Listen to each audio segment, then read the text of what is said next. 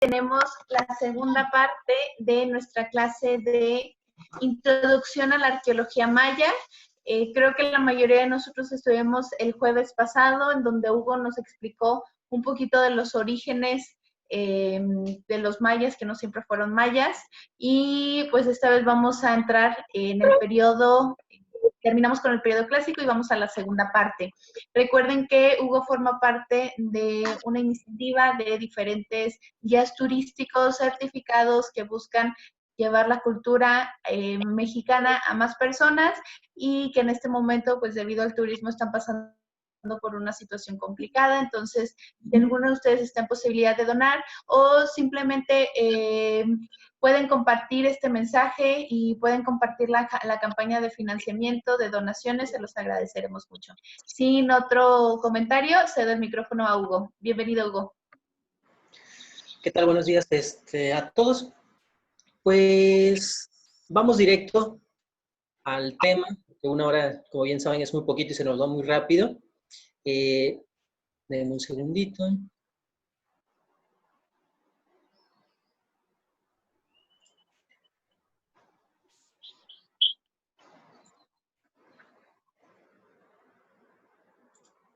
Perfecto, ¿ya pueden ver la presentación?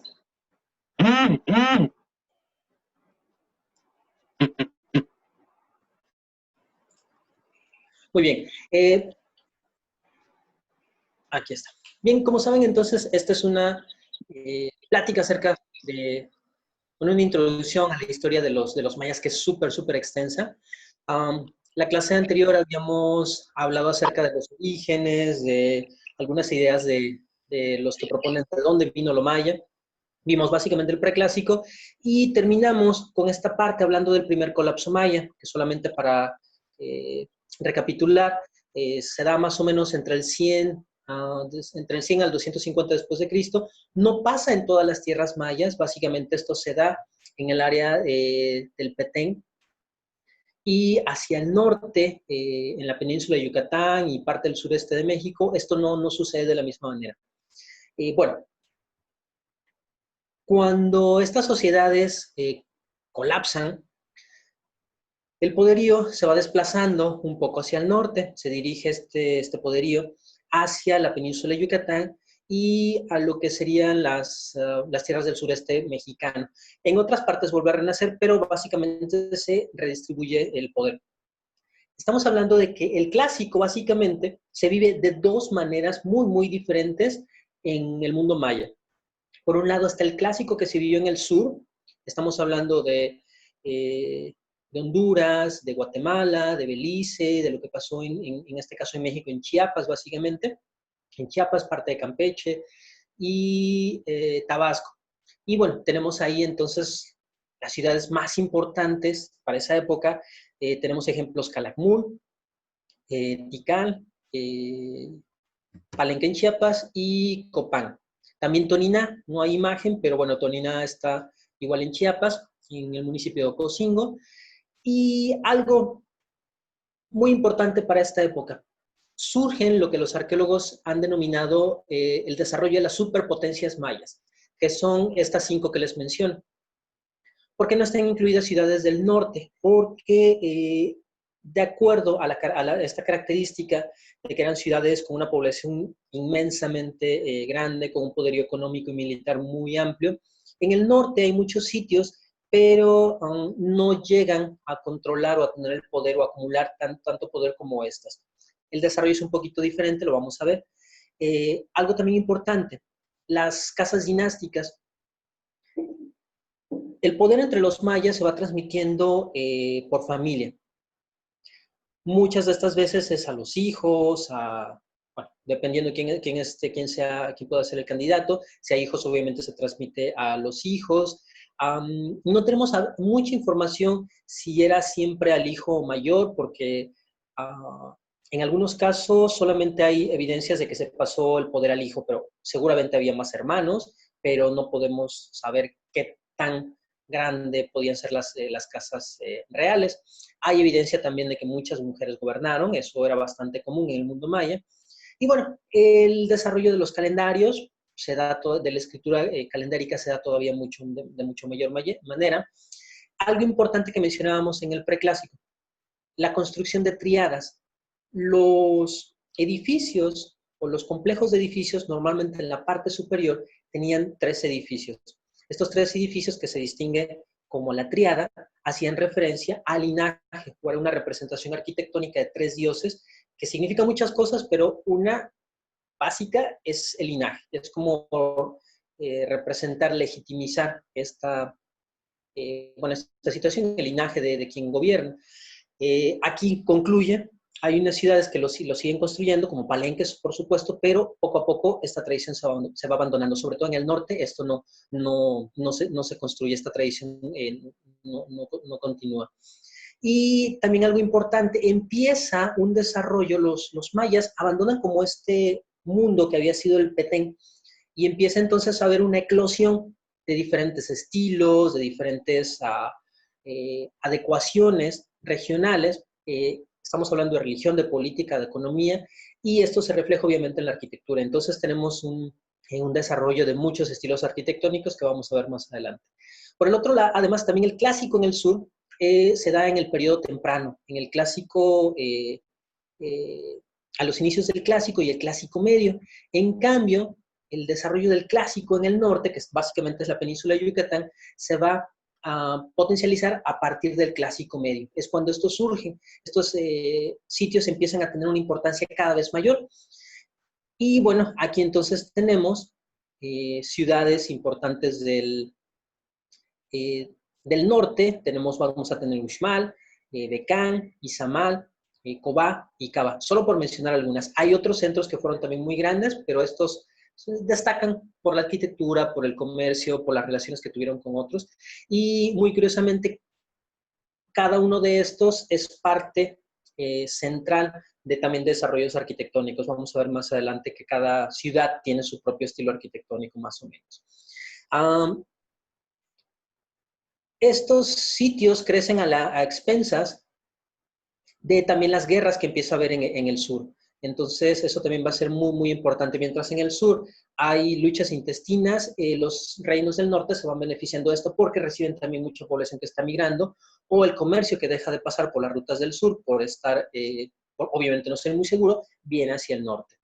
Hay un gran comercio que se da de la sal, eso también es muy, muy importante.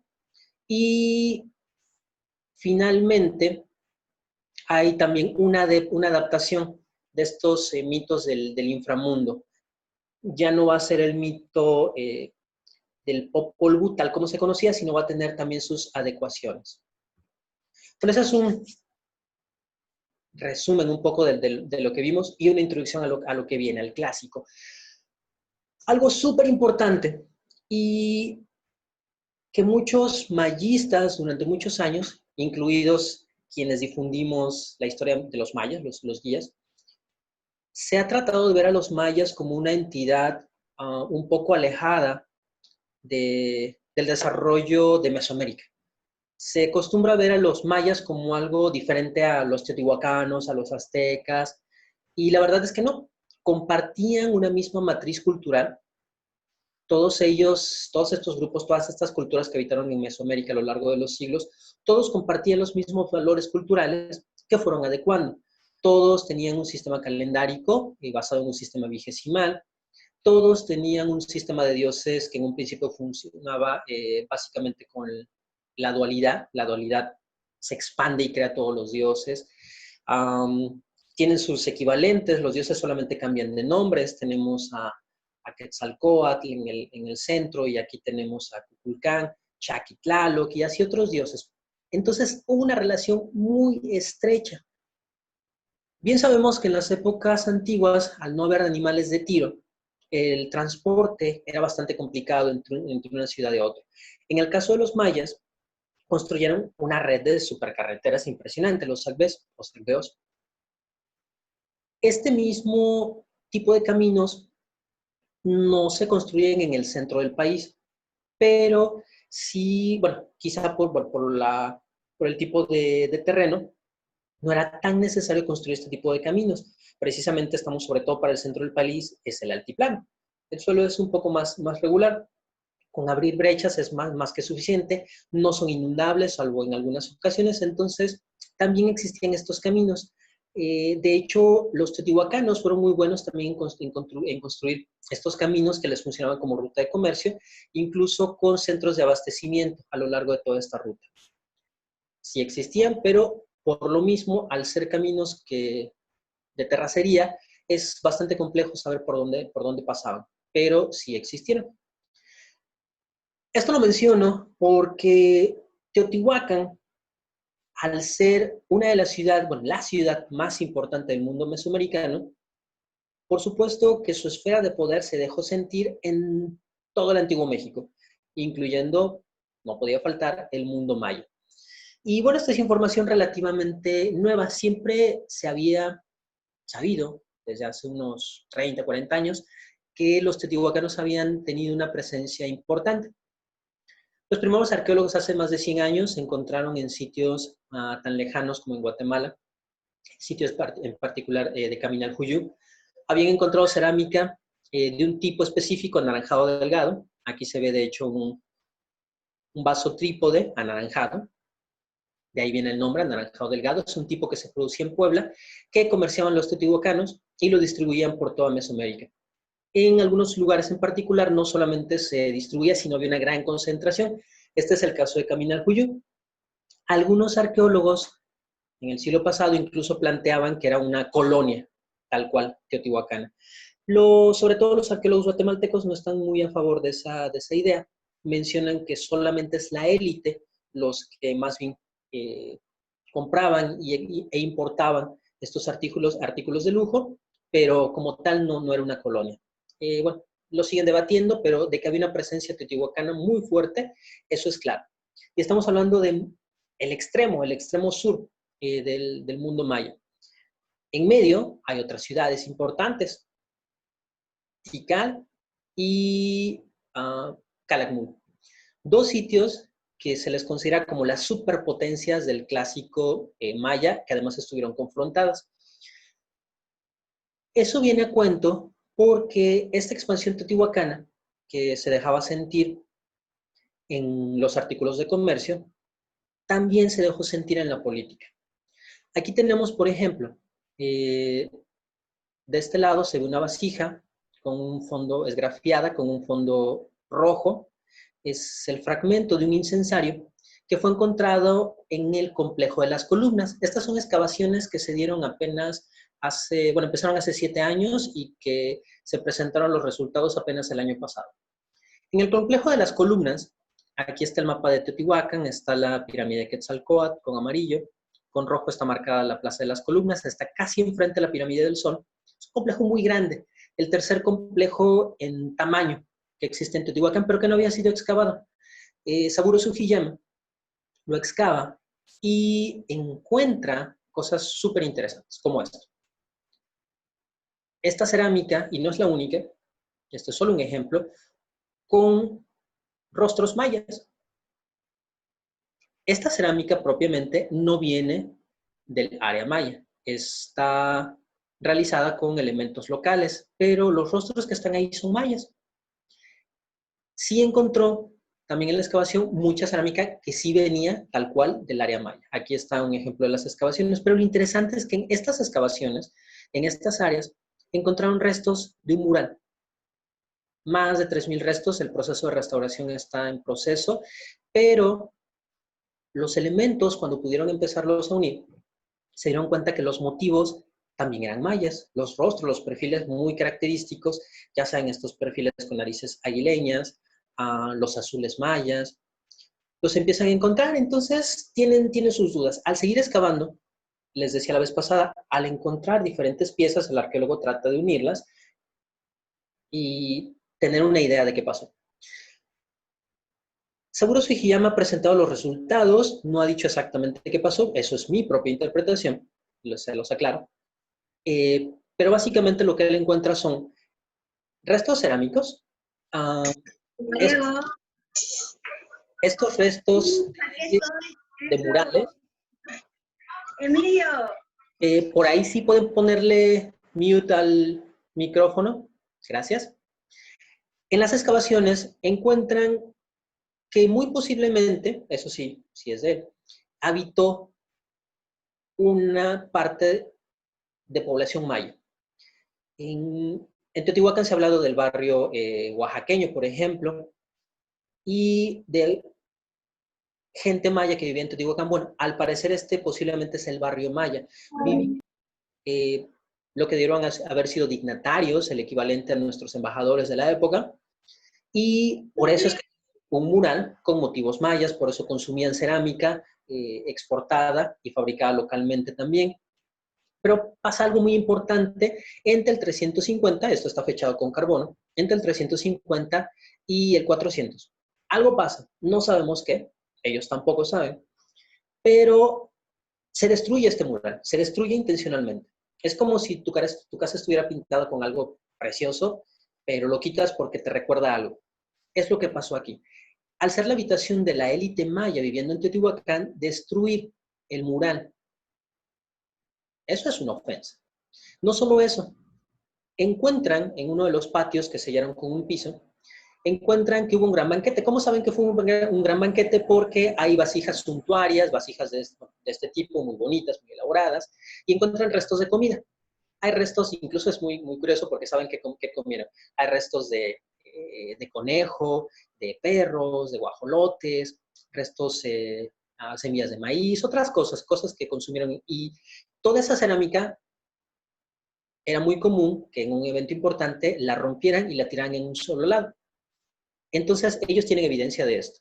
Todo esto, incluyendo los restos de comida, los restos de la vajilla que se utilizó, lo amontonan en un lado, y se ve que fue un banquete grande porque es un área de aproximadamente unos 14 metros cuadrados.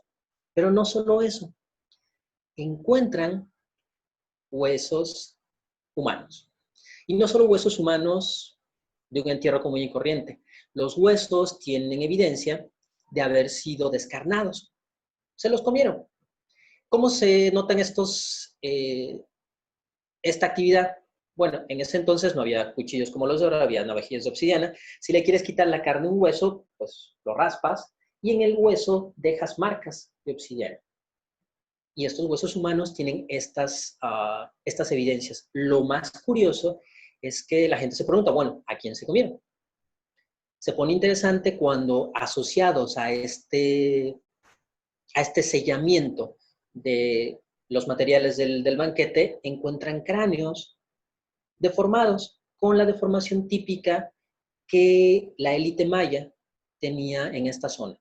Entonces ahí se pone interesante, porque lo sacrificaron como parte de o se los comieron. Hay estudios que están haciendo de ADN, no los han terminado, o por lo menos no los han hecho públicos, pero bueno, lo más seguro es que se los hayan comido. ¿Por qué los teotihuacanos se comieron a estos mayas que estaban ahí? Y aclaro, esto es mi interpretación, no lo han dicho ellos, pero lo más seguro es que haya pasado. El canibalismo ritual es muy común en Mesoamérica, sobre todo tiene connotaciones mágicas. Si me como a mi enemigo, adquiero su poder y encima lo degrado. Esto, además, muy curioso, se da, es como acabar de un lado para otro con los mayas. Si alguien conoce lo que le pasó a los templarios en Europa, la Europa medieval, que igual el rey en la época, el rey de Francia, acaba con ellos en un solo evento, o la guerra, yéndonos a más actualmente en Star Wars, la guerra de los clones, donde matan a todos los Jedi, que es básicamente lo mismo, en un evento sincronizado, pasa lo mismo aquí. Acaban con los mayas en Teotihuacán. Y posteriormente, 30 años más adelante, acontece una invasión teotihuacana en el área maya, en Tikal. Durante mucho tiempo se había especulado acerca de eso, pero ahora está plenamente comprobado. Uh, Hay datos que lo corroboran. Por ejemplo, tenemos estas estelas, la estela 31 de Tikal, donde este personaje, sobre todo el que tiene el escudo y el yelmo que le cubre la cara, es un personaje completamente teotihuacano, y de hecho su nombre está asociado a la élite teotihuacana. Su nombre en maya está aquí, Siyacaj. No soy bueno con mi maya, Ochquín Calomté. Es el señor, básicamente es como el señor del oeste. Y esto está representado en la estela 31 de Tikal.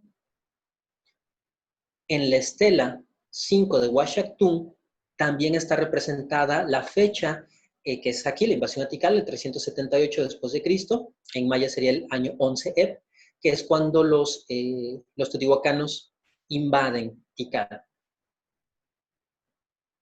En Nactún, o Nactún, una ciudad que también se ha estado excavando muy recientemente, aquí está, el epigrafista Alfonso La Cadena, que descifró la mayor parte de los glifos de Ekbalam. Él trabaja ahí, ya murió, pero antes de morir, trabaja en esta zona y encuentra también una inscripción donde no solo confirma la entrada de los teotihuacanos en Tikal, sino que la misma ciudad de Nactún fueron aliados y le ayudaron en el proceso de conquista. Entonces eso ya nos cambia la perspectiva y nos pone sobre la mesa ideas geniales, porque si vieron Game of Thrones, intrigas y todo, esto pasaba también en el mundo maya. Por eso es que la historia también es tan impresionantemente rica, porque lo que pasa ahora en política pasó ayer, pasó anteayer y va a seguir pasando. La gente hace alianzas, la gente se traiciona, se alía, y pensar en un ejército de Teotihuacán viniendo hasta Tikal, simplemente hace 30, 40 años sería impensable. Porque para empezar, en Teotihuacán hace muchos años la gente pensaba que era una sociedad que no tenía ejército, que era pacifista, y miren, ahora sabemos que vino hasta Tikal. Obviamente esto cambia la estructura de todo el mundo teotihuacano, porque la ciudad más importante es conquistada por una élite extranjera. Establecen gobernantes teotihuacanos, algo como lo que hace Alejandro Magno en Egipto, establece a los Ptolomeos, y entonces el linaje que empieza a reinar son extranjeros. Con el tiempo se quedan, se apropian de las costumbres, del lenguaje, y llevan a Tikal, después de esta invasión, a ser la ciudad maya con muchísimo más esplendor. Y empieza a tener entonces sí conflictos con, en este caso, con la ciudad de Calakmul, que precisamente aquí ya vemos un poco más reflejadas. Tenemos las guerras entre Tikal y Calakmul, son tres básicamente, del 537 al 570, luego en el 600, luego en los años 700. Aquí tenemos un mapa para que se den una idea de más o menos de qué tan cercanas estaban. Por aquí está Calakmul, aquí está Tikal. En el medio tenemos muchas ciudades que, dependiendo de la época, pero algunas veces salieron con Calakmul, otras con Tikal. Vean, aquí está otra de cómo, sobre todo para la guerra intermedia, la del siglo VII, está Tikal y Calakmul muy inteligentemente se alía o conquista todas las ciudades alrededor para establecer un cerco en Tikal. Algunas veces, no vamos a entrar en detalles de las batallas, pero algunas veces Tikal gana, otras Calakmul. Dos de las guerras las gana Calakmul, pero la final la termina ganando Tikal. Y bueno, Calakmul, el poder llegó a ser tan fuerte que incluso se dio el lujo también de saquear a Palenque, otro de sus enemigos. Algo que ya, sobre todo a los días que estamos aquí en Quintana Roo, que nos compete mucho, muy posiblemente existió una alianza de Calakmul con Cobá. Cobá, al ser una ciudad también súper importante hacia el norte, tuvo que haber tomado partido. Y en este caso no salió directamente con Calakmul, se alió con Etzna, que Etzna era una ciudad aliada de Calakmul. De hecho, en una de las estelas, quienes conocen Cobá, la estela, si no mal recuerdo, es la número 11, la que está enfrente del edificio que se conoce como la iglesia, tiene una inscripción. Y en esa inscripción está el gobernante de la ciudad y un personaje que fue tomado como prisionero, que viene de lo que ahora se conoce como lago San José Petenitza, que está cerca de Tikal. Nos da la fecha 623 a 633. Seguramente es un cautivo de estas guerras, donde Cobá o mandó algún contingente, no sabemos exactamente cómo participó, sabemos que participó y que incluso trajo un cautivo de guerra hacia Cobá, que seguramente fue sacrificado. De hecho, aquí está. Este es el personaje del que les hablo. No soy experto en glifos, pero la bibliografía nos dice que este personaje viene de esa ciudad. Y las fechas que nos dan posiblemente son estas. Y bueno, obviamente Palenque al pelear con Calakmul se termina liando con Ticán y también con Copán. Con Copán, también Toniná, con Toniná tiene guerras, estos más posteriores. Y Tikal, perdón, en este caso Palenque va sufriendo después sucesivas derrotas, lo que acaba con su poderío. Aquí de hecho, esto también es relativamente reciente, son dos esculturas que están en Toniná, son dos señores que vienen de Copán, en sus inscripciones se sabe que vienen de Copán, y fueron aliados de Palenque, obviamente Palenque perdió, tomaron prisioneros, incluyendo estos personajes de Copán. Seguramente eran tan importantes como para hacerles sus propias estatuas y, de hecho, decapitarlas en este caso, y después guardarlas. Fue una decapitación, obviamente, ritual, lo que quiere decir que quizá físicamente murieron en el campo de batalla y no trajeron sus cuerpos para sacrificarlos en la ciudad, entonces lo hicieron de manera simbólica. Pero es también una idea de cómo estas guerras entre los mayas se van dando. ¿Por qué hago mucho hincapié en estos episodios? Porque muchas veces escuchamos que los mayas, al ser matemáticos, astrónomos, estaban como más alejados de esta vida mundana, que eran más religiosos y más místicos, pero no necesariamente, más bien lo combinaban. Pero ahora sí, entremos a la religión. Estamos, recuerden, hablando del clásico. ¿Por qué todos estos puntos los puse en el clásico? Porque en el clásico es cuando se dan todo esto, surge y tiene una mayor,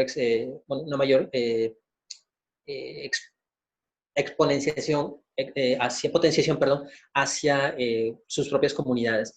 Algo importante, la religión siempre hemos conocido a dos o tres dioses, Itzana, el dios creador, Chac, Quetzalcóatl, pero esos son los dioses.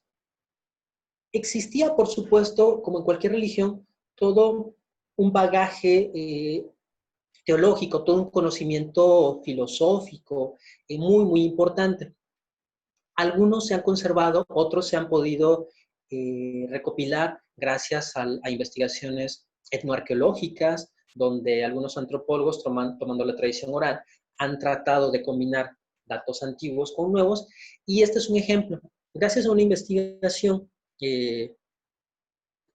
con esta técnica, nos damos cuenta que los mayas tenían una concepción del cuerpo y del espíritu muy amplia. Por ejemplo, ellos consideraban que existía el Pichán, que es el alma, pero no solo eso. Está el Ik, que es un espíritu, un viento que le da vida a muchas cosas y que está por todas partes. El Kinam es la energía de lo vivo, la capacidad que tenemos de sentir. Estas ideas que se nos recuerdan un poco a los chakras del mundo asiático, que divide la esfera física y espiritual en diferentes partes. Es un sistema parecido, no quiere decir que es lo mismo. El Ogol, que es la voluntad, Tukul, el pensamiento, el Wai, algunos quizás han oído algunas leyendas, que el Wai es el equivalente al Nahual entre los nahuas. Y el Kushan, la vida o el ser vivo. Cada uno tiene sus peculiaridades y cada uno es diferente al otro. En el mundo judeocristiano la gente solamente tiene espíritu y conciencia. Vean, aquí hay un desarrollo mucho más grande de estas ideas.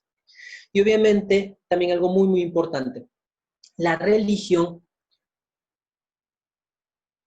En la religión hay personajes que son los que la llevan a cabo. En este caso, la Jaukuhul, que es el gobernante. Normalmente los gobernantes también eran los líderes religiosos. Por el otro lado estaban los sacerdotes, que era, como en la actualidad, son los que conllevan u ofician los eventos religiosos. Y aparte estaban los Ahmen, que eran básicamente los chamanes. ¿Por qué esta diferenciación? porque obviamente hay escalas. ¿Qué pasa en nuestros días? Los que conocen el área maya, hay muchos chamanes todavía en las comunidades, porque los Ajaucujul eran eran los gobernantes. Cuando las ciudades caen, ya los gobernantes dejan de tener poder, y también sus sacerdotes, que son los que controlan dinero para los templos y cosas por el estilo. Al caer estas sociedades, ellos ya no tienen razón de ser.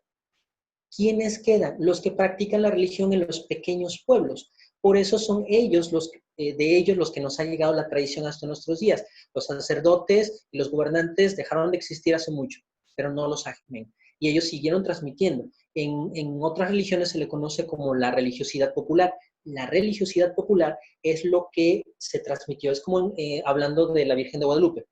Las misas que se hacen, si en algún momento desaparece la religión católica, el Vaticano y demás, va a desaparecer. Pero las celebraciones que se hacen en cada pueblito y el fervor que cada uno tenga en su casa, eso va a continuar 1000 años después de que la religión católica pudiera desaparecer como tal. Este es el mismo ejemplo. Y bueno, básicamente, en la religión hay una concepción que es similar en Mesoamérica, con adecuaciones. La ceiba como el sustento de este mundo. Esto es muy curioso. ¿Cómo se piensa el mundo entre los mayas? Hay una ceiba en el centro y cada una para los 4 rumbos cósmicos, que no es lo mismo que los puntos cardinales. Esa es una concepción occidental. 4 rumbos cósmicos con una ceiba en cada lado, una al centro. ¿Y qué sostienen? La Tierra. Pero la Tierra es un monstruo. Un monstruo que es una mitad cocodrilo, mitad lagarto, mitad iguana. Es un reptil genérico. Se le llama el monstruo de la Tierra, para no entrar en detalles. Y este monstruo de la Tierra, por ejemplo, aquí vemos una conceptualización de las fauces de este monstruo. Y la entrada, cuando uno entra a estas fauces, es entrar al inframundo, a las tierras donde habitan el alma de los muertos y algunos dioses. Este monstruo, en estas ideas, cada día se come al sol y el sol renace cada día. ¿Cuál es la comida del sol? La sangre. Y por eso es que tiene que haber sacrificios todo el tiempo. También hay quienes dicen que los mayas no hacían sacrificios. Sí, sí hacían. No fueron tan famosos como los aztecas, pero también hacían sacrificios. Y bueno, les comentaba la clase pasada de los ritos del Popol Vuh. Aquí hay otra imagen, dioses en negro del inframundo, los gemelos divinos, Unajpú e Ixbalanque, que ayudan a la creación del hombre. Recuerden que en todos los mitos mesoamericanos, mayas, aztecas, toltecas, en todos el hombre fue creado con maíz. Y bueno, parte de la religión incluye los ritos funerarios. En este caso, los entierros. Aquí pongo entierros. Obviamente hay gente importante. Tenemos el de Pacal, que es uno de los más famosos e impresionantes, obviamente. Aquí tenemos el entierro de uno de los señores de Calakmul. Si se dan cuenta, también hay mucho jade. De hecho, hasta parece una momia. Pero había también entierros muy sencillos. Y bueno, otros donde el cuerpo se quemaba y las cenizas se ponían en algunas urnas como esta. Esto es también importante. En esta concepción, cuando alguien muere, hay que enterrarlo y pasa al inframundo. El inframundo, a diferencia del mundo judeocristiano, el inframundo es un lugar para todas las almas. No es un lugar para las almas buenas o las almas malas, es un lugar para todas las almas. El que muera, va. Y sobre todo la gente común y corriente, cuando alguien moría, lo enterraban no en tumbas especiales, no había cementerios como ahora, lo enterraban debajo de la casa. Y sobre todo, les encantaba enterrarlos debajo del fuego, de donde se hacía la comida. ¿Por qué? Vemos este entierro, este esqueleto. Cuando uno muere, lo primero que pierde, o lo primero que se pudre, es la carne. Entonces nos quedamos en los huesos. En estas ideas mesoamericanas, cuando alguien muere y quedan los huesos, vas a sentir frío. ¿Cómo no puedes sentir frío si te entierran debajo del fogón? Entonces es un lugar muy bonito para tener a los antepasados. Además, tenerlos cerca. Es un lugar para convivir, para poder comer con ellos y demás. ¿Y qué pasa cuando alguien más muere? Pues necesitamos enterrarlo en el mismo lado, pero solo hay un fogón. No podemos hacer 20 casas o 20 fogones cada vez que se muere alguien. No es práctico.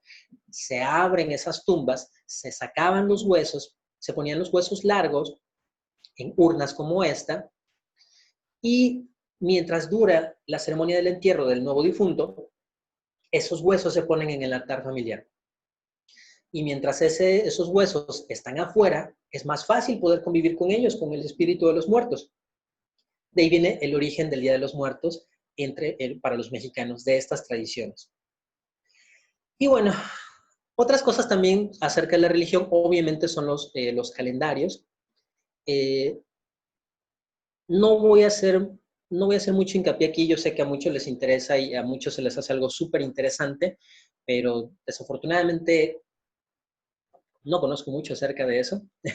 En arqueología hay muchos intereses y bueno, mis intereses son en otros temas.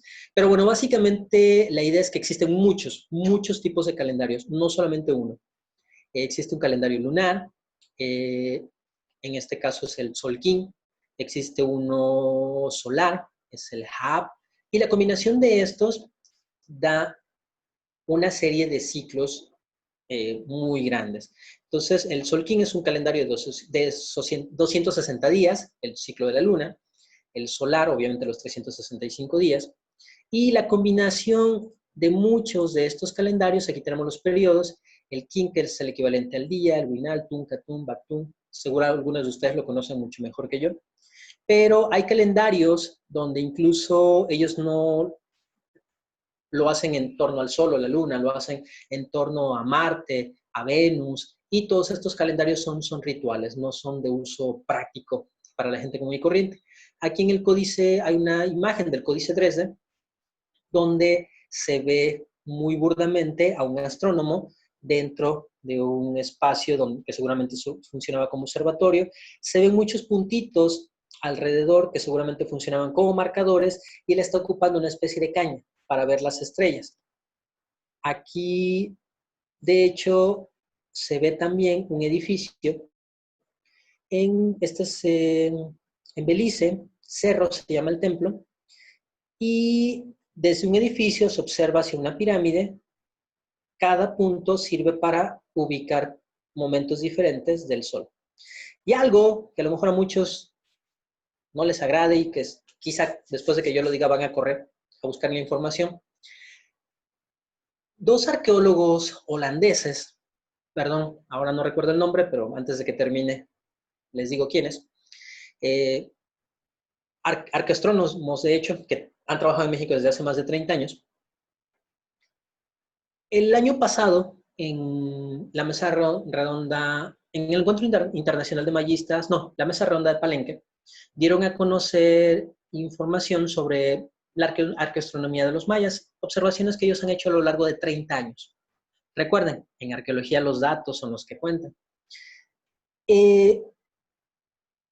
Todos sabemos qué pasa en primavera, 21 de marzo, el equinoccio, y este fenómeno en una de las escaleras, donde todo el mundo ha dicho desde hace unos 30 años que se ve la sombra, se ve de hecho la sombra que asemeja el cuerpo de una serpiente, y se dice que fue hecho intencionalmente para el equinoccio. Bueno, básicamente lo que estos arqueólogos plantean es que eso es completamente fortuito, que no fue intencional, porque solamente se observa en esa cara, no en los otros.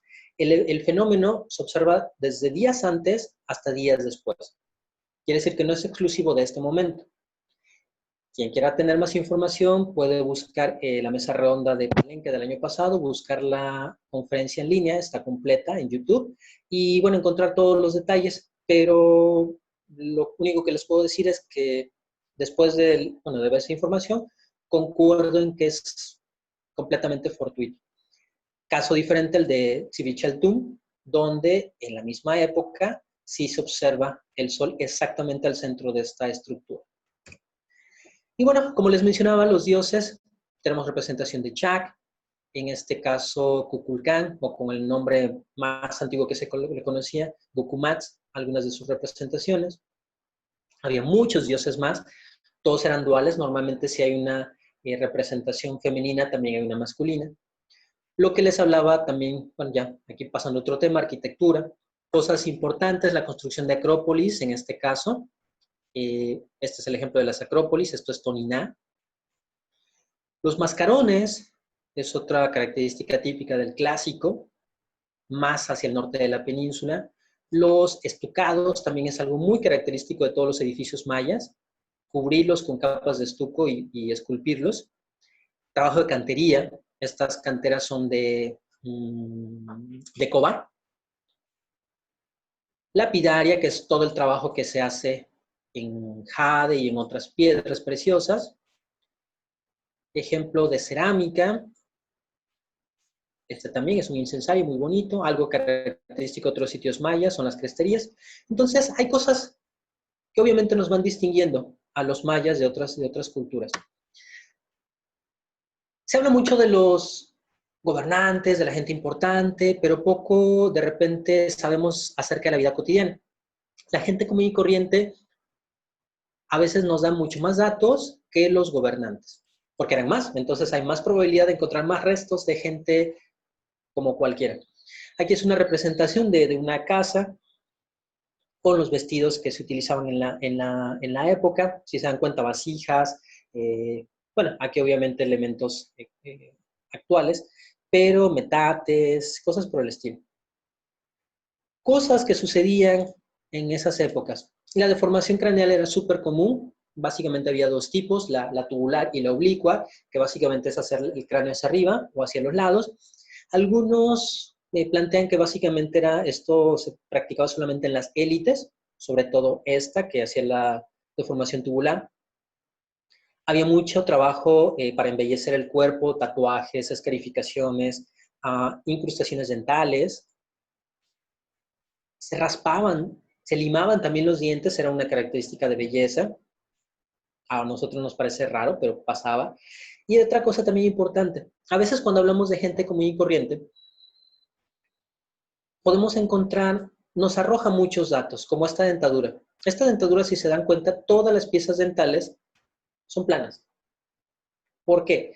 En la península de Yucatán no hay piedra, en general, casi en toda el área maya, no hay piedra, no hay otra piedra que no sea caliza. Los metates en el centro del país se hacen de piedra volcánica, son más duros. Aquí no. Si en un metate se está moliendo el maíz, va a dejar una arenilla que se va a mezclar con la masa. Esta masa, si se come, es abrasiva, es como si estuviéramos masticando arena todo el tiempo. Y si vives 20, 30 años masticando estas combinaciones, literalmente los dientes se te lijan y quedan planos. ¿Cómo podemos saber si la gente, cuando encontramos un entierro, era de aquí o no? Con estas diferencias. Si encontramos esto, quiere decir que era local. Si no lo encontramos, o era foráneo, o quizá era un gobernante que tenía otro tipo de dieta. Y bueno, a partir de ahí uno empieza a hacer hipótesis o cosas por el estilo. También la gente común y corriente, alguien que se pasa todo el tiempo arrodillado para cocinar, para hacer tortillas, va a desarrollar problemas en las rodillas, o los que son cargadores desarrollan también problemas en las cervicales. Eso nos va dando datos e ideas de qué hace la gente o qué hacía. Bueno, aquí esto me encanta, porque son figurillas que vienen en particular, casi todas, de una isla en Campeche, Jaina.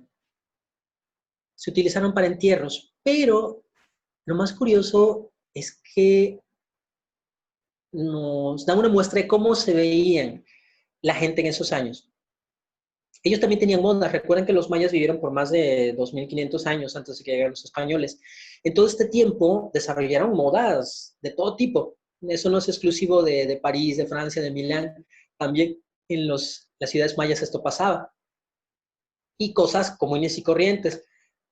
Una joven con un viejo, el viejo agarrándole la pierna, parece una escena cotidiana, también pasaba hace muchos años. Guerreros, indumentarias, chalecos, obviamente este es el atuendo de un guerrero, pero no un guerrero que va a la batalla, es como el de gala. Cosas como esto que nos parecían impresionantes. Parece que lleva una crinolina y un tocado muy grande de ave. Eso lo usaban. Obviamente estamos hablando de gente rica. Los vestidos, las escarificaciones que se practicaban en el cuerpo. Vean, había una cantidad impresionante. Igual tiene un vestido de guerrero, pero por la pancita que tiene, seguramente no era muy bueno para salir a guerrear. Quizá para el balcheo o algunas otras cosas. Aquí además también vemos representaciones de tocados. Este es un proyecto muy interesante de un ilustrador de origen mexicano en Los Ángeles, que en base a códices, estelas, cerámica, está tratando de hacer una reconstrucción de cómo lucían los mayas. Entonces, vean, es toda, está listo todo eso para el desfile de modas. Entonces también lucían muy, muy diferente. No todos los mayas se veían igual. Y también no todos vivían de la misma manera. Todos tenían una diferente manera de vivir. Esta es una casa como se hace en la actualidad, en el mundo maya. Esta es una reconstrucción de una casa, de cómo se veía una casa en la época prehispánica, que corresponde a esta casa. Entonces, hay cosas muy similares. Esta es una casa, por ejemplo, este es de hecho, un temazcal en Joya del Serén, esto es en El Salvador. Ese caso es muy curioso por si quieren investigar. Joya del Serén está cerca de un volcán. El volcán hizo erupción tipo Pompeya en Italia y sepultó la ciudad. Entonces muchas de las casas siguen intactas. Esto también pertenece a Joya del Serén. Las casas se ven circulares, algunas cuadradas, redondeadas en las esquinas. Estas celosías que siguen siendo muy comunes en el mundo maya en la actualidad. Entonces, las cosas no han cambiado a lo largo de todos estos años. Algo curioso también para mencionar, hay un estudio muy interesante de casas en Cobá, que está aquí en Quintana Roo, cerca de Tulum. En este estudio básicamente se plantea que las casas grandes con columnas y cuadradas pertenecían a la élite, las casas ovaladas a la clase media y las casas redondas a la clase baja. En estas fechas, los campesinos siguen construyendo casas de planta ovalada y redonda, no hacen casas cuadradas, eso es muy curioso. Y bueno, el comercio.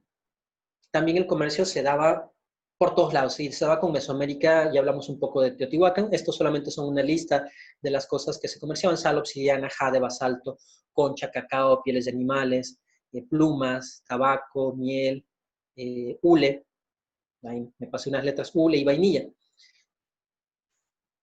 Este templo que vemos aquí es el edificio de los guerreros. Está en Chichén Itzá.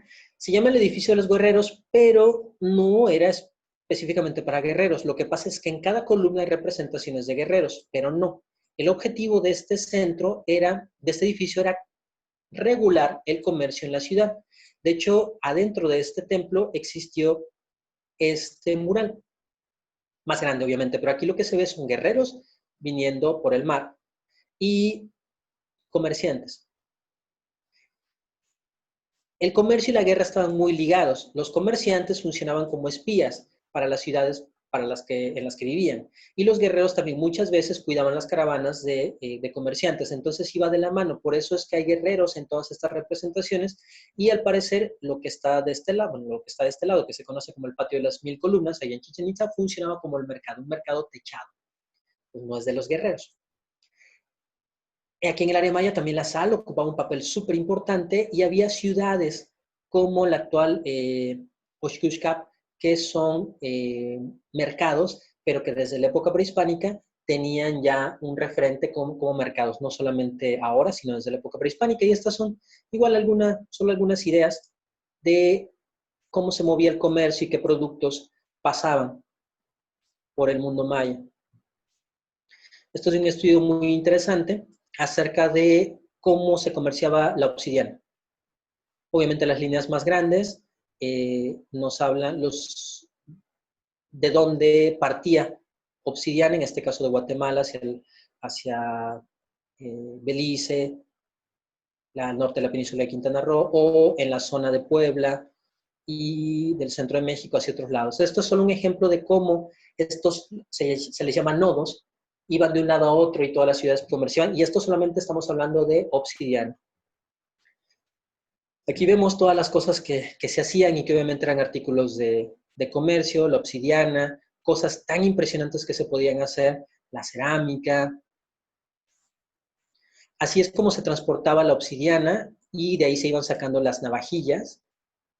Algunas cosas se hacían tan elaboradas como estas, la máscara del rey Pacán, hachas con inscripciones, la cerámica, que es muy, muy bonita, ejemplos de mercados, y bueno, esto de los trabajos que se hacían también con piedras. Esto es una pieza que se encontró en el cenote sagrado de Chichén. Y bueno, obviamente todo este desarrollo, así como pasó en el primer colapso maya, hay un segundo colapso.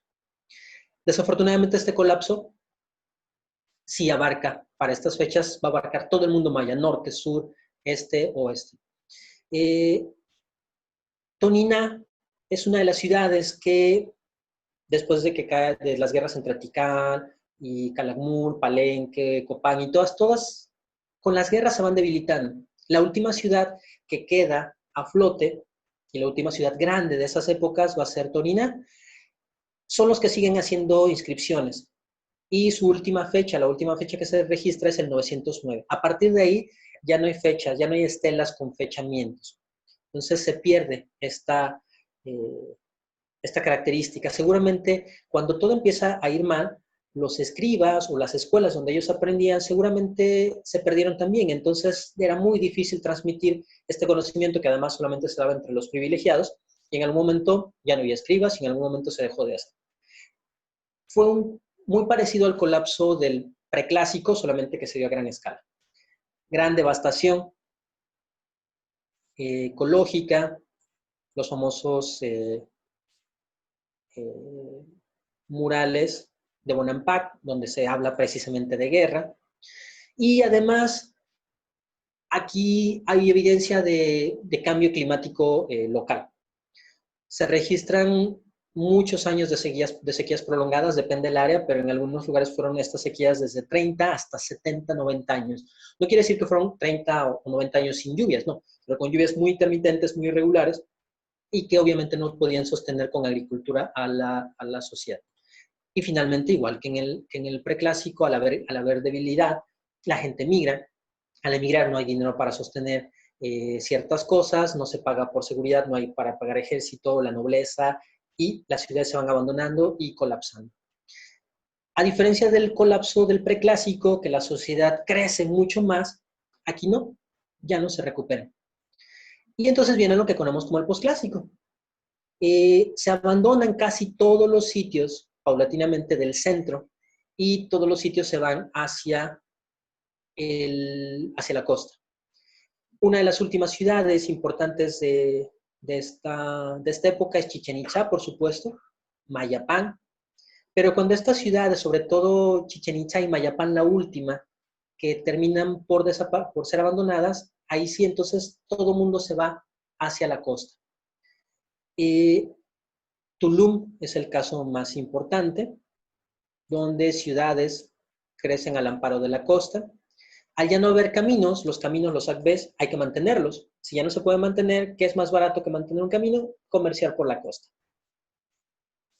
Esto es Tancá, que está muy cerca de Tulum. También es un sitio al lado del mar. En este caso, vemos que la arquitectura es completamente diferente. En el clásico y preclásico habíamos hablado de que los gobernantes se llamaban calontés, acá ahora se llaman jalachwinik. Y algo que también caracteriza al posclásico es la ausencia de inscripciones. No voy a hablar mucho del posclásico porque precisamente es la etapa final de las ciudades mayas antes de que lleguen los españoles y porque, bueno, muchos conocen de Chichén Itzá y además si también hablamos mucho del posclásico nos iríamos mucho más tiempo, de hecho ya estamos sobre el tiempo, para hacer algunos datos y hablar con un poquito más. Cuando todas estas ciudades caen, recuerden que el clásico primero empezó a surgir en el sur, posteriormente en el norte, entonces cuando caen las primeras ciudades que caen son las del sur. Las del norte tienen todavía un crecimiento un poco más longevo y surgen ciudades o centros tan importantes como Uxmal, todas las ciudades del área Puc, Izamal, Chichén Itzá, por supuesto, pero estas también no pueden escapar a este colapso y terminan decayendo. La última, por ejemplo, Mayapán, que es esta ciudad, algunos lo mencionan como una copia de Chichén Itzá, es una adecuación. Mayapán termina conquistando Chichén Itzá y finalmente termina siendo también abandonado. En este periodo se pierde, ya no hay inscripciones como tal, este bagaje cultural, filosófico, se fue perdiendo. No hubo una élite tan fuerte que pudiera concentrar riqueza, conocimiento, para poderlo transmitir. Fue uno de los grandes problemas. Y obviamente cuando llegan los españoles, también es importante decir, en el centro de México la conquista finaliza en agosto de 1521. Aquí no. Los grupos mayas siguen habitando mucho tiempo después. Algunos lugares ni siquiera son conquistados. En el caso de Tulum, cuando los españoles, las expediciones pasaron enfrente del mar, todavía Hernán Cortés vio la ciudad llena de gente. Cuando el centro del país es conquistado y mandan gente al área de Yucatán a ver qué estaba pasando y ver qué podían hacer, qué conquistar, Tulum, por ejemplo, ya había sido abandonada, sin que los españoles pusieran un dedo o un pie en la ciudad. ¿Por qué se dio esto? El sistema económico estaba basado, recuerden, en comercio de trueque. Y ustedes podían ser un gobernante muy rico si tenían obsidiana, un cuarto lleno de obsidiana o de jade. Pero cuando conquistan al centro del país, todo cambia. De repente, de la noche a la mañana, si ustedes eran un comerciante y tienen un cuarto lleno de jade, solo tienen piedra, porque ahora se comercia con oro y con plata. Entonces, ya no tienen nada, su riqueza desapareció. Y en el caso de Tulum, siendo una ciudad netamente comercial, su razón de ser no es más. Entonces, antes siquiera de que la intentaran conquistar, es abandonada porque ya no funciona, porque todo cambia. Algo, vean qué tan importante es lo económico, el dinero. Si ya no funcionó o ya esto empezó a cambiar en el centro del país, bueno, se extiende a todo el mundo mesoamericano, incluyendo el área maya. Pues aquí lo voy a dejar. Yo sé que hay mucho más, pero bueno, por tiempo vamos a cortarle aquí. Pues muchísimas gracias. Eh, Vamos a pasar entonces a las preguntas y antes de seguir, mi compañera Jocelyn nada más va a hacer va a hacer el cierre. Bueno, antes que nada, pues gracias a todos. Pues sí, muchas gracias, Hugo, por la clase. Muchas gracias a todos por venir. Hola. ¿Tienes por ahí la última diapositiva, querido? Les voy a dejar aquí en el chat la información de los links en donde nos pueden encontrar. Como ya dijo Dani al principio, nosotros somos un colectivo que está intentando hacer promoción, estamos intentando hacer México visible, ahora que ya estamos volviendo a las actividades poco a poco, pues intentando cachar, disculpen, intentando cachar pues otra vez los ojos del mundo para acá. Así que, perdón, les dejo ahí la página, Meet Your Tour Guide, entren a nuestra web, tenemos página de Facebook y tenemos nuestra página para recaudar fondos. GoFound/Meet Your Tour Guide. Entonces, pues muchas gracias. Pasamos a las preguntas, chicos. Muchas gracias, Hugo. Muchas gracias a todas las personas que se conectaron. No sé si tengan alguna pregunta. También anoten el dato de Meet Your Guide para cuando vengan a Riviera Maya o para las personas que estén aquí, incluso en Cancún, playa, y deseen explorar sus ruinas de otra forma, con otros ojos diferentes, también es una excelente oportunidad. Yo tenía una pregunta por acá. Hugo, se han encontrado cadáveres en los cenotes y dicen que hay varios motivos o hay varias razones. De tu experiencia, ¿cuál es la razón principal de que haya estos cadáveres? ¿Eran sacrificios? ¿Eran ceremonias funerarias? ¿Fue alguien que se cayó? Tu micro está apagado. Las tres razones. Eh, Normalmente los sacrificios humanos son propiciatorios. ¿Qué es esto? Se utilizan para propiciar algo. Lluvia, el favor de los dioses, no solamente se hacen porque me gusta sacrificar gente. En estas ideas, les contaba un poquito acerca de la religión. El alimento del sol es la sangre. A alguien se le ocurrió que era la sangre y se quedó que era la sangre y se tenía que alimentar con sangre. ¿Cómo se le manda la sangre al sol, en este caso?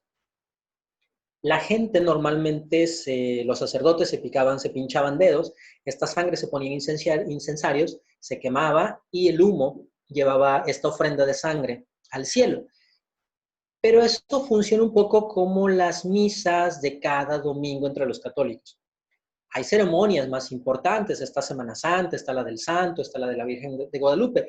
Hay ceremonias que con pincharse el dedito basta, pero hay otras donde necesitamos más sangre, y no solo la sangre, sino a veces la vida de alguien. Entonces, se ofrenda esta sangre y obviamente la vida. Se ofrendaban en juegos de pelota, efectivamente en los cenotes. A los mayas, los aztecas les gustaba mucho sacar el corazón, los mayas tenían su propia moda, ellos preferían decapitar.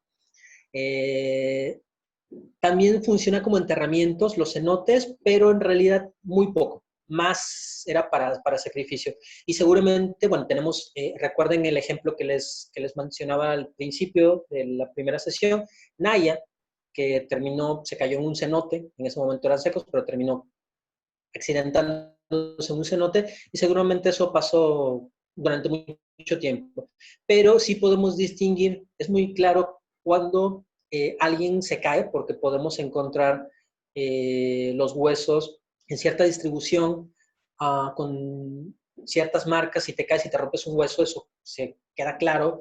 Si te cortaron la cabeza, seguramente dañan algunas cervicales. Incluso si te sacan el corazón, también las costillas quedan marcadas con el cuchillo. Entonces, es sencillo hasta cierto punto poder saber cómo terminó esa gente ahí. Si fue por sacrificio, por entierro o por accidente. Pero si la mayoría en cenotes era por sacrificio.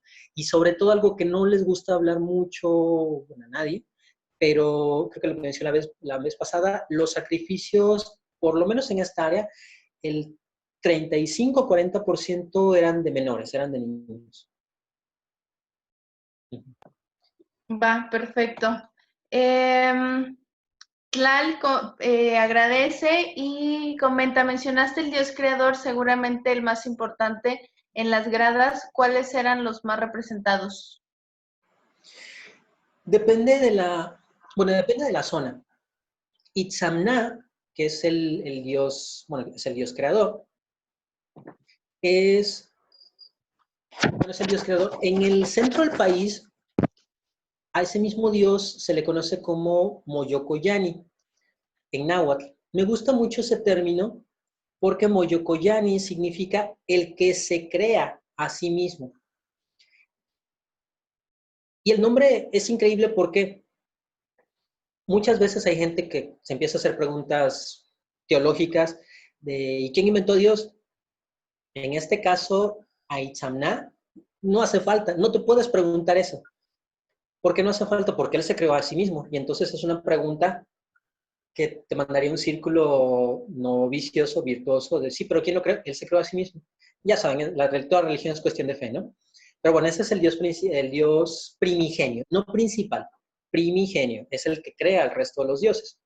De ahí vienen una serie de dioses de lo más diverso que te puedas imaginar. Los que más conocemos son Chak y Kukulkan, dios de la lluvia, y el dios de la cultura, o la serpiente emplumada. Pero hay otros dioses, Cabracán, Huracán, Gukumats, está, bueno, Ixtabay, que la conocemos ahora como una equivalente a la Llorona, en estos tiempos, pero también era una diosa, y un sinfín. Recuerden que estos pueblos funcionaban exactamente como ahora. Cada ciudad tenía su dios patrono, y cada localidad, incluso cada barrio, tenía su propio dios. Algo también muy interesante, en todas las culturas mesoamericanas, y eso se presta mucho a veces a confusión. Podemos ver a Kukulcán, por ejemplo.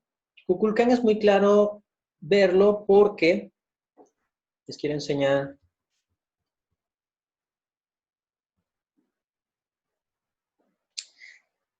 Aquí.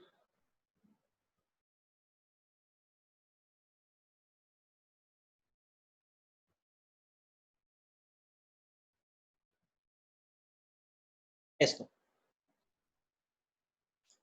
En este mascarón, por ejemplo, es una representación de Chac. Es muy fácil reconocerlo por la nariz, que se le conoce como una vírgula. Pero si a este dios, a esta representación, utilizara una especie de círculos, le llamamos anteojeras, ya no es Chac. Es Chac con una combinación, en este caso de Kukulcán. Y así, si le vamos agregando elementos, ya es otra cosa. Aquí hay otro ejemplo. Este dios es el dios del maíz, y no el dios del maíz, solo específicamente el dios del maíz joven. ¿Por qué sabemos que es joven? Aquí no se ve el resto de la representación, pero la pierna izquierda no la tiene. La pierna izquierda es una serpiente. Si le quitamos esa serpiente, sigue siendo el dios del maíz, pero ya no es el maíz joven. Entonces, hay muchos elementos que si le pones o le quitas, puede hacerte una combinación hasta el infinito. Entonces, eso también hace muy compleja la religión y a veces la identificación de los dioses, porque a veces simplemente son combinación. Es como decir, bueno, quiero lluvia, pero quiero ganar en la guerra, entonces al dios de la guerra le pongo elementos del dios de la lluvia y ya, no tengo dos dioses, tengo uno mismo. Entonces, es un poquito cómo funciona la religión entre los mayas. Perfecto. Gaspar comenta también que un dios Hunapku. Bueno, Hunapku es... hay dos Hunapku. Recuerden que les hablaba de dos gemelos, bueno, dos pares de gemelos, de hecho. Los dos personajes que originalmente hicieron enojar a los dioses del inframundo, fueron a jugar al inframundo, los dioses los mataron, y estos a su vez engendraron a otros dos. Uno de estos primeros fue Hunapku, y los hijos, uno de los hijos tenía el mismo nombre. A veces ahí hay una confusión. Son personas diferentes porque uno es el hijo, pero en algún momento de la historia se funden y es la misma persona. De hecho, son dos gemelos, pero Hunapku normalmente es más importante que Xbalanque. Entonces, también se le considera como uno de los dioses creadores, porque son quienes ayudan a la humanidad a, digamos, a vencer al inframundo. De hecho, del inframundo roban el maíz también para regalárselo a los hombres. En el caso del centro del país, es Quetzalcóatl quien roba este maíz para dárselo a los hombres. Entonces, es un poco lo mismo.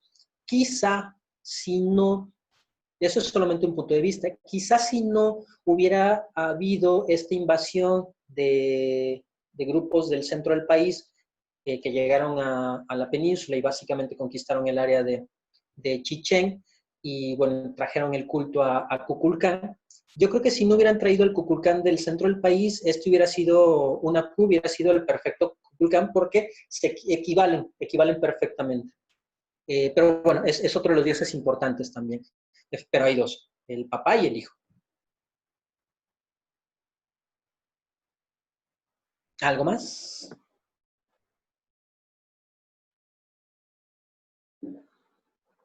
No se te escucha, Daniela. Perdón, Steph pregunta, ¿por qué pintaron los sacrificados de color azul? Ok, el azul, para empezar, es un color bastante caro. Lo conocemos actualmente como el azul maya.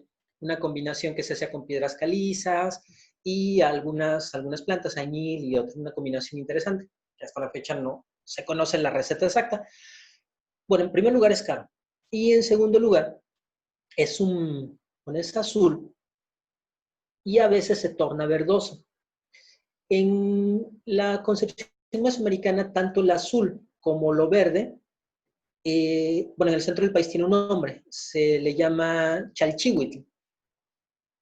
Aquí no conozco el nombre, pero significa a secas lo sagrado. Todo lo verde o azul era sagrado y estaba relacionado, obviamente, con los flujos de agua y con la fertilidad. Al sacrificado se le va a matar, se va a ofrendar la sangre y su vida a los dioses para que los dioses y el mismo sol pueda renacer. Entonces, al estar implicado en este rito de fertilidad, el pintarlos de azul es eso mismo, es como darles más poder para que esa sangre sirva como una fuerza revitalizadora para que el ciclo pueda seguir andando. Es por ahí, tiene que ver con la fertilidad. Perfecto. Jorge Arias te agradece, Hugo, y pregunta, aparte de los mayas, ¿qué civilizaciones mesoamericanas practicaban la deformación craneal? Todas, absolutamente todas. Lo que pasa es que los mayas son, sobre todo porque practicaron mucho pintura mural y pintura en códices o demás, entonces la representación de los cráneos con deformaciones tubulares son como muy comunes de aquí. Se dieron en otros lados, pero bueno, en otros lados les gustaban más las oblicuas, las que son a los lados. Recuerden algunos quizás recuerdan los totonacos, las figurillas de las caritas sonrientes, son cabezas trapezoidales, tenían otra moda. Ahí la deformación es hacia abajo y hacia los lados. Pero todas las culturas lo practicaban. Algunos de una manera, de otras. En algunas culturas está poco estudiada la deformación, pero todas lo hacían. Todas hacían deformación craneal, mutilación dental, escarificación, tatuajes. Es una práctica completamente común y iba con el vaivén. Era una moda. Perfecto. Giselle pregunta, ¿sabes si entre los mayas hubo o hay alguna práctica similar a la de los tiemperos o graniceros del centro del país? Sí, de hecho hay muchas. Ahorita se me fue el nombre, pero hay todo, bueno, en el caso del centro del país, efectivamente hay muchos libros, sobre todo en la zona precisamente de Tlaxcala, de Puebla, de Morelos, acerca de los graniceros. Aquí también hay, de hecho, ya recordé, a la ceremonia se le conoce así tal cual, como chac. Y se da precisamente en estas fechas que ya pasaron, en mayo. Lo que sería el cordonazo de San Isidro Labrador, es cuando muchas de estas ceremonias se hacen. El pib es un plato súper común para estas ceremonias propiciatorias. Se va a los campos, se buscan, varía, porque también se hacen en Guatemala y demás, pero aquí en el norte se le llaman así esas ceremonias, el chac, así a secas. Cuando se hace la ceremonia de chac, se busca en las milpas mazorcas que tengan un maíz, o sea, que tengan tres mazorcas en una misma hoja. Es una y, no sé, tres. Como una, así. O cuando no se encuentran, se buscan ramitas, es más fácil que tenga tres. Y estas tres, estas ramitas o esta mazorca se utiliza para poner en el altar. No sé mucho al respecto, porque eso es más de antropología, eso es más actual, pero seguramente tiene que ver con que el dios, recuerden que les hablaba de la tríada, los templos de tres en los edificios, el dios joven del maíz era uno de estos dioses. Entonces, una de sus representaciones es esta bifurcación. Entonces, por ahí tiene que haber alguna relación, que por eso se busque algún elemento que tenga tres, en este caso el maíz, y que sea ya no se utiliza el dios, de hecho ellos seguramente ni siquiera sabrán que existía ese dios, pero se sigue utilizando un elemento que pertenecía a ese dios, que era algo que tenía que ver con el número 3. Perfecto. Dice Rosalía, la ceremonia que mencionas se llama chachac. Bueno, bien. Eria, no sé si por ahí tenías levantada la mano, no sé si querías abrir tu micrófono, eres bienvenida. Comenta, en la zona maya de Quintana Roo, Carrillo Puerto, se sigue realizando la ceremonia del chac-chac. No, era con respecto al color azul, pero ya también ya le respondió con otra pregunta. Hola, Hugo, ¿cómo estás? Hola. Perfecto. ¿Algún otro comentario? Perdón, solamente que la ceremonia del chac-chac se realiza solamente con hombres. Las mujeres realizan otra ceremonia al mismo tiempo, pero ellas solamente preparan ciertos rituales. Los hombres son los que enteramente participan en la ceremonia. Hoy en día, no sé, antes, yo soy antropóloga, entonces yo me enfoco más en el ahora. Ah, perfecto. Muchísimas gracias, Eria. Pues después nos hablas también de todos los rituales que hay ahí por conocer, aprovechando. Hugo es el experto, Hugo sabe más que yo al respecto. Perfecto, pues muchísimas gracias. No sé si queda alguna otra pregunta, algún otro comentario adicional. Pues sí, es todo. Hugo, te agradecemos mucho, muy interesante. Por ahí tanto Esperanza como Griselda comentaban que es apasionante entender un poco más sobre parte de toda la cultura mexicana que tenemos. Es un honor que pues con toda tu formación nos puedas guiar en un aprendizaje más extenso. Y pues muchísimas gracias a todas las personas que se conectaron. Recuerden si tienen la posibilidad de donar, si no, si pueden compartir la página de GoFundMe para Your Guide MX, por favor, compártanla. Está aquí al final de las diapositivas y nos vemos para otra clase. Estas semanas tenemos clases de autoestima y clases de limpieza de espacios para todas las personas que se quieran unir. Muchísimas gracias a todos, que tengan un excelente día. Muchas gracias, Hugo, por tu tiempo y por compartirnos esto. Gracias. Muchas gracias. Gracias, linda tarde. Hasta luego. Gracias, muy interesante. Gracias.